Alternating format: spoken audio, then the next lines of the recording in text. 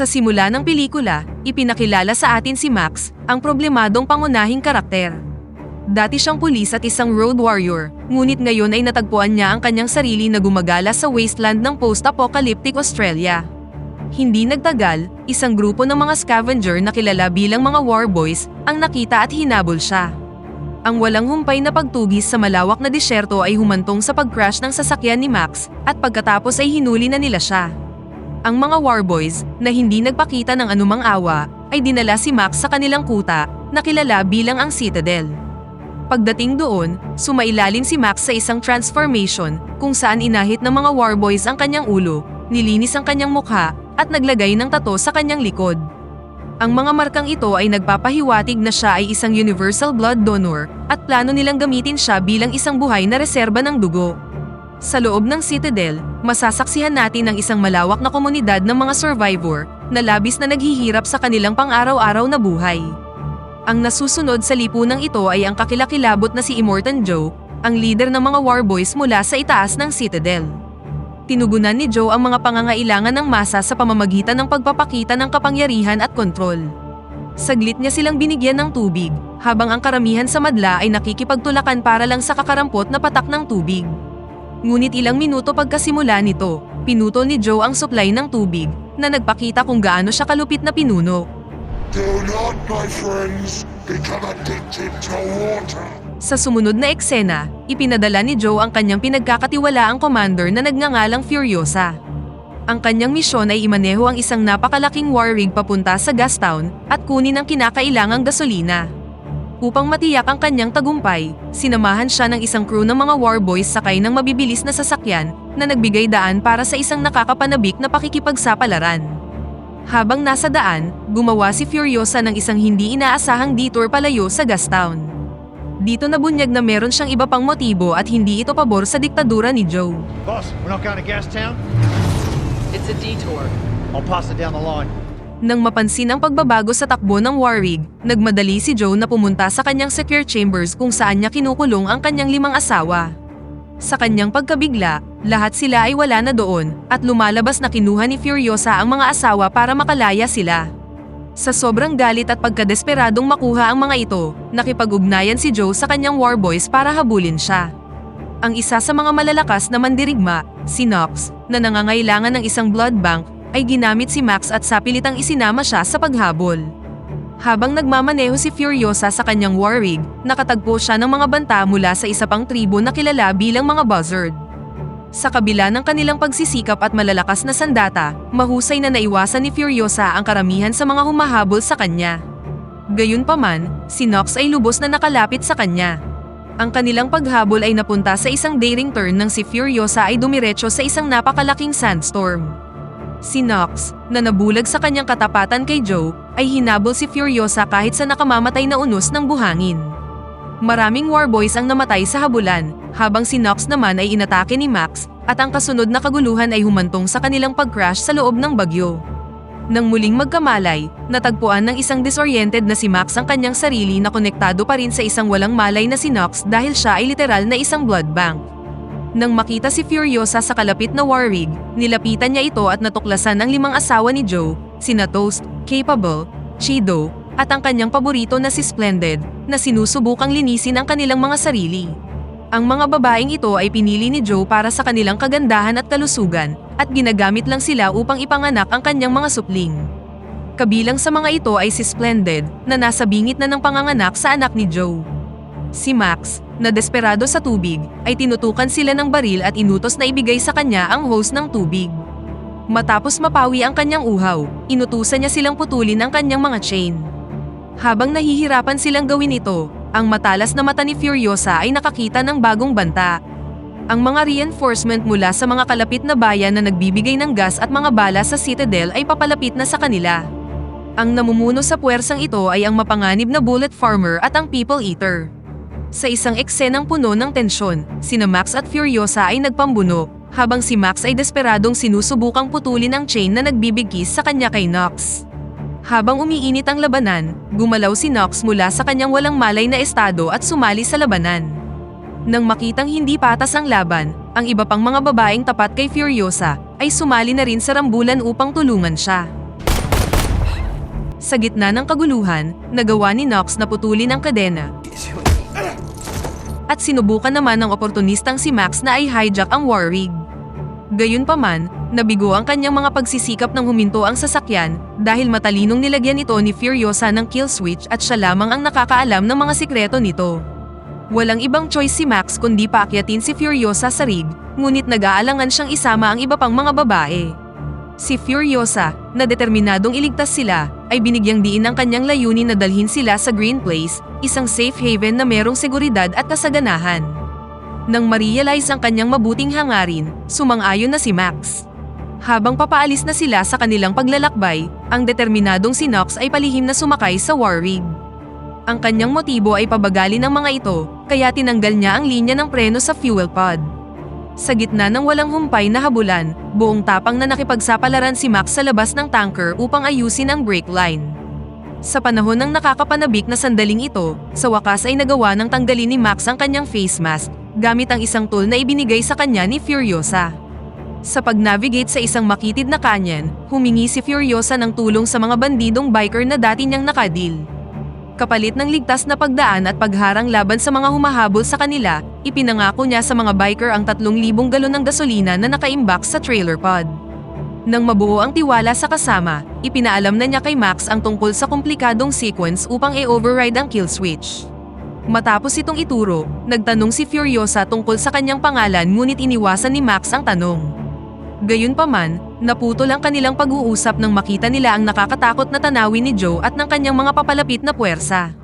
Nang walang sinasayang na oras, nakipag-usap si Furiosa sa mga biker at tiniyak sa kanila ang tungkol sa ipinangakong gasolina. Gayunpaman, nagkaroon ng pagtatalo nang ang isa sa mga bandido ay itinuro ang napakaraming bilang ng mga humahabol na higit kaysa sa naunang napag-usapan.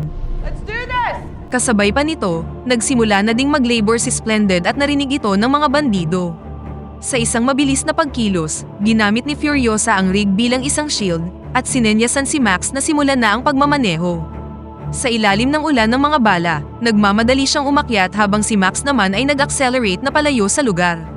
Kahit na hindi sila nagkaroon ng pagkakataong tanggalin ang fuel pod, pinasabog naman ng mga biker ang overpass, na pansamantalang pinutol ang paghabol ng puwersa ni Joe. Nang makapunta sa patag na landscape, ang duo na sina Furiosa at Max ay nagsanib puwersa laban sa mga bandidong biker na humahabol sa kanila. Sa kabilang banda, si Joe, na nagpakita ng kanyang katatagan, ay nagawang malampasan ang mga nakaharang na bato gamit ang kanyang napakalaking sasakyan. Si Nox, na gustong patunayan ang kanyang katapatan, ay nagpakita kay Joe ng isang piraso ng tela na pagmamay-ari ni Splendid, na nagpapatunay sa kanyang presensya sa Warwig ni Furiosa. Ang malawak na disyerto ay muling naging battleground ng maganap ang isa pang mabangis na habulan. Si Joe, na desperadong bawiin ang kung ano ang sa kanya, ay nagawang makalapit at pinaulanan ng bala ang rig ni Furiosa. Gayunpaman, pansamantalang natigil ang kanyang intensyon nang walang takot na ipinwesto ni Splendid ang kanyang sarili bilang isang protective barrier, na ginawa si Joe na nag-aalangan na saktan ang potensyal na ina ng kanyang mga supling. Habang nangyayari ang mga kaganapan, si Splendid, na tinatangkang makapasok muli sa rig, ay nakakalungkot na nadulas at nahulog sa ilalim ng mga gulong ng truck ni Joe. Si Max, na nasaksihan ng malubhang insidente, ay nagmungkahi na maaari nilang balikan siya, ngunit binigyang diin ng isang determinadong si Furiosa na kailangan nilang magpatuloy. Samantala, ang heartbroken na si Joe ay hawak-hawak ang walang buhay na katawan ni Splendid, at ang kanyang pagdadalamhati ay maririnig sa kanyang mga pagsigaw. Si Nox, na naging emosyonal sa kanyang paulit-ulit na pagkabigo na mapabilib si Joe, ay natagpuan ang kanyang sarili na nakasakay sa rig. Sa isang hindi inaasahang aksyon ng kabaitan, sinubukan ni Capable na pawiin ang kanyang lungkot.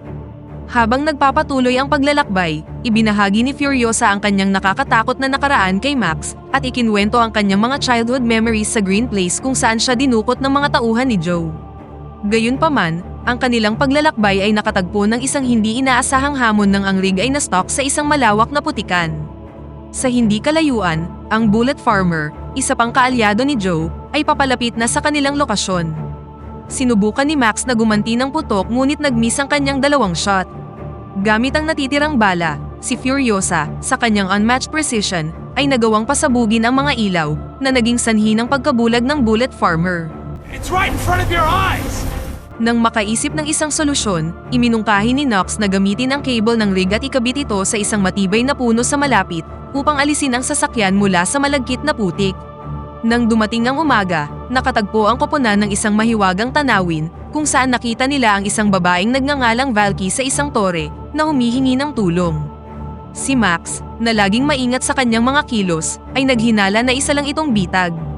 Gayunpaman, nagkaroon ng lukso ng dugo si Furiosa na nakapunta na siya sa lugar na ito noong bata pa siya. Nakipag-usap siya sa babae na inihayag ang kanyang lahi. Hindi nagtagal, lumitaw ang isang grupo ng matatandang babae na kilala bilang mga Vuvalini. Kabilang sa mga ito, ang keeper ng mga binhi ay nakilala si Furiosa bilang anak ng dati nilang kasama sa tribo. Nang mapuno ng pag-asa, ipinahayag ni Furiosa ang kanyang hangarin na dalhin ang mga babae sa luntiang lugar. Gayunpaman, natamaan si Furiosa ng isang malakas na realisasyon mula sa mga babae nang sabihin nila na ang maputik na marshland na kanilang dinaanan ay ang mga labi ng dating masagana at luntiang lugar. Ang mga pahayag na ito, na ibang-iba sa mga alaala ng isang luntiang lugar, ay labis na nakaapekto kay Furiosa. Sa labis na kalungkutan para sa nawalang paraiso at nasayang na paglalakbay, bumagsak si Furiosa sa magaspang na buhangin. Sa kabila nito, ang mga Vuvalini ay ipinahayag ang kanilang suporta at nangakong tutulungan ang grupo sa delikadong paglalakbay sa napakalawak na disyerto para makahanap ng sanktuaryo. Si Max, na nakitang wala ng ibang opsyon, ay iminungkahi ang isang mapangahas na plano kung saan dapat silang bumalik sa Citadel. Ngayon na ang marangyang Greenland, na merong masaganang supply ng tubig ay pansamantalang hindi nababantayan dahil ang buong hukbo ni Joe ay humahabol sa kanila, ang pagkakataon ay perpekto. Higit pa rito, maaari nilang akitin si Joe at ang kanyang hukbo sa makitid at mapanlinlang na mga kanyan na epektibong magtatrap sa kanila. Habang naglalakbay ang grupo pabalik sa Citadel, si Joe, sa tulong ng kanyang telescope, ay naintindihan ang kanilang mga intensyon. Sa pagkaalarma, ipinatawag niya ang kanyang buong hukbo at sinimulan ng isang umaatikabong paghabol. Ang mga sumunod na sagupaan ay nagpakita ng walang kapantay na katapangan ng Vuvalini. Sa gitna ng labanan, ang determinadong si Valky ay pinaulanan ng bala ang mga warboys para protektahan ang kanyang natitirang huling lahi. Gayunpaman, sa init ng labanan, nakalulungkot na nakasalubong niya ang kanyang katapusan sa ilalim ng mga mabibilis na gulong.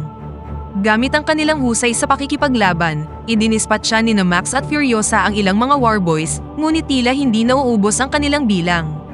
Mas lalo pang tumindi ang labanan ng ang keeper ng mga binhi ay naharap sa kanyang katapusan nang ang kanyang lalamunan ay walang awang nilaslas ng isa sa mga warboy. Sa gitna ng kaguluhan, nagawang makuha ni Joe ang babaeng si Toast. Sa ibabaw ng matayog na sasakyan ni Joe, mabilis na tumaas ang panganib ng magkaroon ng matinding sugat si Furiosa. Ngunit sa panahong tila matatalo na sila, buong tapang na namagitan si Toast na kinuha ang kanilang atensyon.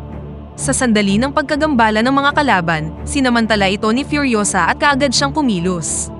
Ikinawit niya ang maskara ni Joe sa mga gulong ng sasakyan at sa isang nakakagulat na twist, ang maskara at ilang bahagi ng mukha ni Joe ay napunit.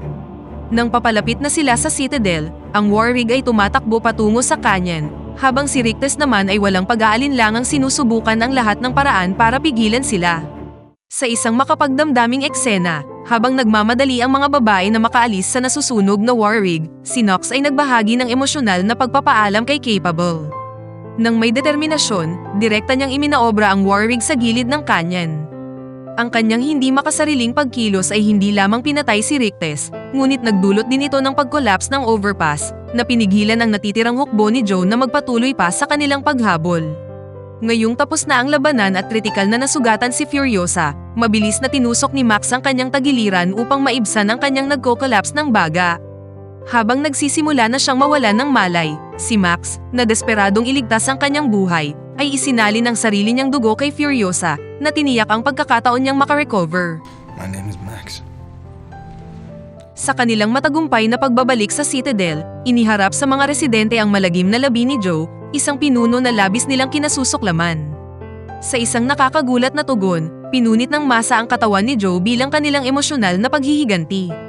Bilang kanilang bagong pinuno, ibinaba ng mga workers ang platform at hinayaan si Furiosa na makapunta sa itaas.